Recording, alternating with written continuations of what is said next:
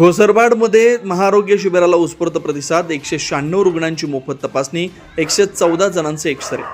घोसरवाड तालुका शिरोळ इथं Devraj Baba youth foundation Ghosarwad, alliance hospital Ichalkaranji तसेच Sharad medical college hospital and research centre Yadrav यांच्या संयुक्त विद्यमाने आयोजित करण्यात आलेलं महाआरोग्य शिबिर व आरोग्य जनजागृती अभियान उत्साहपूर्ण वातावरणात संपन्न झालं आहे. या शिबिरास ग्रामस्थांचा मोठा प्रतिसाद मिळाला आहे. शिबिराचं उद्घाटन शिरोळ पंचायत समितीचे सभापती मिलिंद कुरणे यांच्या हस्ते करण्यात आलं. यावेळी विजितसिंह शिंदे सरकार, देवराज शिंदे, बाबासाहेब पुजारी, दिनकर गवंडी, चंद्रकांत कांबळे, कल्लाप्पा पुजारी, शीतल हेरवाडे, लाला पुजारी आदी मान्यवर उपस्थित होते. नागरिकांना दर्जेदार वैद्यकीय सुविधा उपलब्ध करून देण्याच्या उद्देशाने आयोजित या शिबिरात तब्बल 196 रुग्णांची मोफत आरोग्य तपासणी करण्यात आली.